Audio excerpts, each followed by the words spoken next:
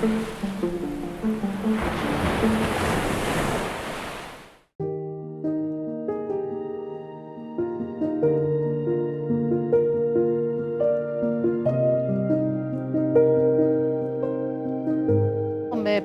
ვარ, აი ბათუმში დაბადებული და გაზრდილი, მაგრამ გარკვეული პერიოდი ჩემი ოჯახი აფხაზეთში ცხოვრობდა. მამამ ინსტიტუტის დამთავრების შემდეგ, როგორც შახტის უფროსი, გაამწესეს ტყვარჩელში. და გარკვეული პერიოდი მან ტყვარჩელში იმუშავა და იცხოვრა. შემდეგ მოხდა ისე, რომ მამა გადმოიყვანეს აჭარაში სამუშაოდ და საბოლოოდ დავჭით აჭარაში.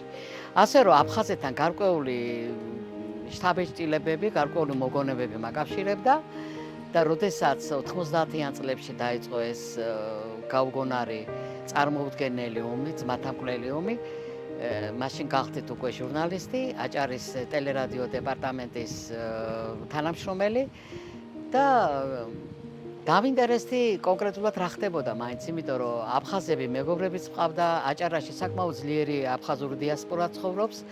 ისინი კომპაქტურად ცხოვრობენ ბათუმის გარკვეულ უბნებში, პრესტიჟულ უბნებში. ეს ის ხალხია, რომლებიც მუხაჯირობის დროს დაბრუნდნენ საქართველოში და რო ვიცოდი მათი განწყობა, მათი დამოკიდებულება ზოგად ქართული საკითხების მიმართ, დავინტერესდი რეალურად რა ხდებოდა. ეს იყო წმინდა ინტერესი, როდესაც პირველად ჩავედი აფხაზეთში.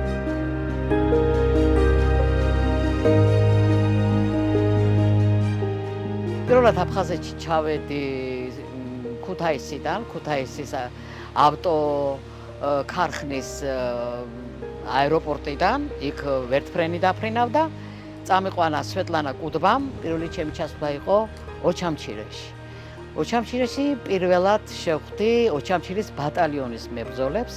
ბუთხუს თოხაძე გახდათ მაშინ ოჩამჩირის ბატალიონის მეთაური, იქ გავიცანით არიელ აბაშია, იქ გავიცანი ვახტანგ ლიპარტია, ეს ბიჭები, რომლებიც გულანთებული პატრიოტები იყვნენ, იბრძოდნენ საქართველოს ერთიანობისათვის. ეს იყო ნარევი ოჯახის შვილები, ან ბებია, ან დედა, ან ვინმე ჰყავდათ აფხაზი. ასე რომ, აი აფხაზური კონფლიქტის პერიოდშიც მე ფართო და ახლო კონტაქტი მქონდა ქართულ აფხაზურ ოჯახებთან. და ეს იყო ძალიან დიდი ტრაგედია ამ ოჯახებისთვის, იმიტომ რომ აი აფხაზმა დედამ მითხრა, როდესაც არიელ აბაშიას ოჯახში მივედი, ეს ქალბატონი აფხაზი იყო, ეთნიკური აფხაზი და მითხრა, შვილო, მე მაქვს სხეულზე ნაწილები.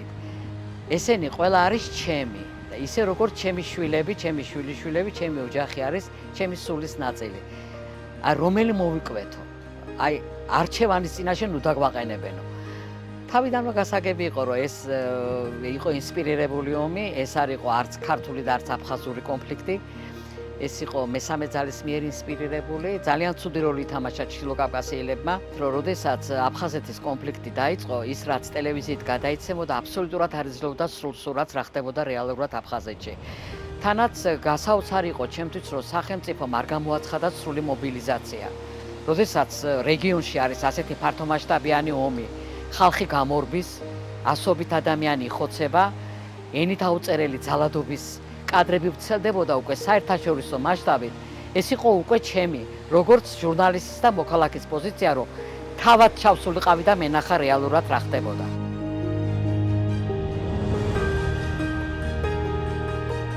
მე მაშინ აჭარის ტელევიზიის დირექტორის მოვალეობას ვასრულებდი და არ მქონდა უფლება, რომ აი წერტილში საომარი ვითარების ზონაში მიგვევლინებია ჩვენი კორესპონდენტები, მით უმეტეს ქალები.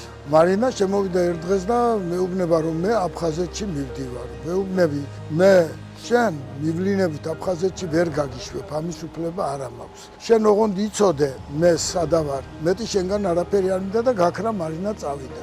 და ამის შემდეგ რამდენიმეჯერ იყო ცხელ წერტილებში მარინა. დღეს საქართველოს ტელევიზიები რა კადრებსაც ატრიალებენ აფხაზეთიდან, უმძიმეს კადრებს, უმეტესობა აჭარის ტელევიზიის მაშინდელი კოლექტივის მონაპოვარია და ამ კოლექტივის მთავარი ღერძი აფხაზეთის ომის დროს ეს იყო მარინა, რომელიც ფაქტიურად ცხელ წერტილებში იღებდა აი მთელ ამ კადრებს. ჩვენ მარინას ვერ ვაგზავნიდით ოფიციალურად, თუმცა სულითა და გულით უჭერდით მხარს და ყოველ მხრივ წავახალისებდით ხოლმე მის ამ გადაწყვეტილებას.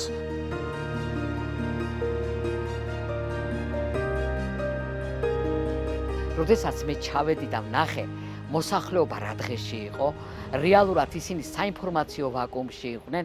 აი ეხლა რო არის ელექტრონული მედია განვითარებული, ინტერნეტი არის, თქვათ მყისიერად ხდება ლაივებით გადაცემა, მასე არ ხდებოდა. მაშინ მე ვამბობ 90-იან წლებს ეს პერიოდია, როდესაც ენერგეტიკული კრიზისი იყო, საქართველოს ახალი გამოსული იყო საბჭოთა კავშირიდან და ქვეყანა იყო ფაქტობრივად ჯერ კიდევ ჩამოუყალიბებელი, მას არმიაც კი ატყავდა. ისე როგორიც უნდა ყოფილიყო. ჩემმა გადაღებულმა მასალებმა ძალიან დიდი როლი ითამაშა, როდესაც საქართველოს მხარემ ჰააგის პროცესზე წარადგინა ჩემს მიერ გადაღებული კადრები. ეს ძირითადად შეეხება სწორედ დასახიჩრებულ მეომრებს, ეს შეეხება თვითმფრინავის კადრებს, რომელიც ჩემ თვალწინ ჩამოაგდეს სამგზავრო თვითმფრინავი სოხუმის აკვატორიაში და გადავიღე დასახიჩრებული გვამები. ეს იმ მომენტისთვის ჩემთვის ეს იყო დიდი ინტერესის საგანი, ეს იყო წმინდა პროფესიული ამბავი, მაგრამ როდესაც მე უკვე მონიტორთან დავჯექი და დავიწყე ამ მასალაზე მუშაობა, აი სრული ისტერიკა დამემართა, სად ვიყავი. აი ეხლაც სუდათო როცა ამას ვყვები, იმიტომ რომ აი როდესაც ზღვას უყურებ, განსაკუთრებით ამ წვავე განცდა მეუფლება და რატომ.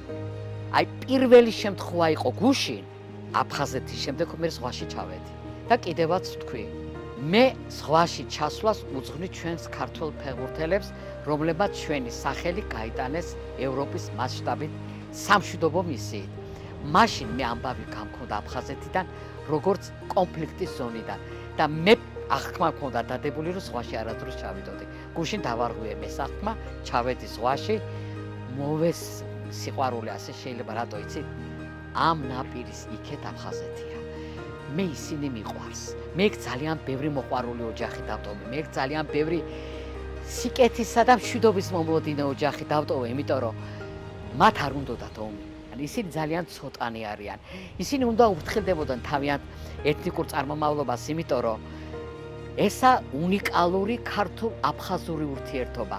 ეს იყო ვაჟკაცობაზე, მეგობრობაზე, სიყვარულზე, თანაცხოვრებაზე აგებული ურთიერთობა და როდესაც ბოროტი ძალა ჩაერია და შეეცადა, რომ ეს ყველაფერი დაენგრია, მე მგონი გავიდა უკვე საკმარისი წლები, რომ მომავალმა თაობამ ეს გააზიაროს, გაიაზროს უბრალოდ, გაზიარება ხდება იმის, რაც მოხდა, მაგრამ გააზრება უნდა მოხდეს და გაანალიზება იმისი, რატომ მოხდა ეს. და მე ვფიქრობ, რომ დადგება მომენტი, როდესაც ჩვენი ახალგაზრდები დაწყდებიან და ისაუბრებენ, რომ ეს 30 წლიანი ჩავარდნა იყო ძალიან დიდი დანაკლისი და ძალიან დიდი შეცდომა ამ ორი ხალხის ისტორიაში თავისთავად და ამის საუკეთესო მაგალითს იძლევა სხვათა შორის აჭარა. მიუხედავად იმისა, რომ აჭარაში არის ძალიან დიდი აფხაზური ეთნოსი, ისინი ცხოვრობენ კომპაქტურად, ქალაქადაც და სოფლადაც. აი მარტო ფერიის საშუალო სკოლა არის საკმარისი, რომ მოვიყვანოთ ამის მაგალითად. ისინი ასწავლიან აფხაზურ ენას, აფხაზი პედაგოგები არიან, ყველა ჩემი მეგობარია, მე მათთან მაქვს ძალიან დიდი მეგობრობა და ისინი ყოველთვის მეუბნებოდნენ, ქალბატონო მარინა, თქვენ მოგქონდათ რეპორტაჟები, თქვენ გვიჩვენებდით რეალურ სურათს, მაგრამ არც ერთხელ თქვენს რეპორტაჟში არ ყოფილა საყვედური აფხაზი ხალხის მიმართ, არასდროს თქვენ ნეგატიურ კონტექსტში აფხაზები არ წარმოგიჩენიათ, თქვენ ყოველთვის ხაზს უსმავდით, რომ ჩვენ ვიყავით შეცდომაში შეყვანილი ხალხი. აი ესეთი იყო ჩემი მისია, რომ მათთან მერე დალაპარაკების და უკან დაბრუნების უფლება მქონოდა. იყო ეს პერიოდი, მაშინ ბათუმის მერი გახდა ასლან სმირბა, წარმომავლობითა და წარმოშობით აფხაზი ადამიანი, დედით გოგიტიძე, მაგრამ თავისი ცნობიერებითა და თავისი აზროვნებით წმინდა აფხაზი კაცი და სწორედ მან დაიწყო პირველად აი ეს კონტაქტების აღდგენის პროცესი და მე მახსოვს მაშინ მისი მოწვევითა და მისი ასე თქვა თაოსნობით ჩამოვიდა აფხაზ ჟურნალისტთა ჯგუფი სოხუმიდან. პირველი ჩვენი შეხვედრა ქართველი და აფხაზი ჟურნალისტების იყო ძალიან თავშეკავებული, აი ასე თქვა ვზვერავდით ერთმანეთს. და როდესაც მე მათთან მივედი და თბილად ვთხარი, რომ მე თქვენ ძალიან მიყვარხართ, იმიტომ რომ მე სოხუმის, ოჩამჩირის, კინდღის, ძალიან გუდაუთის გაგრის ქუჩებში მივლია, მე თქვენს ოჯახებში შევსვლა, მე თქვენი დედას ნიავნანა მომისმენია, როგორ უმღეროდა ის თავიანთ შვილს, როგორ ვაჟკაცურად ისინი ზრდიდნენ. ჩვენი და თქვენი კულტურა ძალიან გავს ერთმანეთს და ჩვენ არ შეიძლება რომ ვიყურეთ მტრები, ძალიან გავშინაურდით და მე პირზე კოცნით დავშორდით ერთმანეთს. მე არ ვიცი მე იმათ რა ჩაიტანეს და როგორ ჩაიტანეს აფხაზეთში ამბავი, მაგრამ ჩემთვის ეს იყო ძალიან საინტერესო მოსაგონარი და მე ბედნიერი ვარ, თუ შეიძლება ადამიანი ბედნიერი იყოს ომში ყოფნით, მაგრამ მე ბედნიერი ვარ რომ სხვანაირი აფხაზეთი დავინახე და ვიცი რომ ის სხვანაირი აფხაზეთი იქნება მალე ჩვენი აფხაზეთი, იმიტომ რომ აფხაზეთი მართლა საქართველოა და არ შეიძლება ის სხვა იყოს.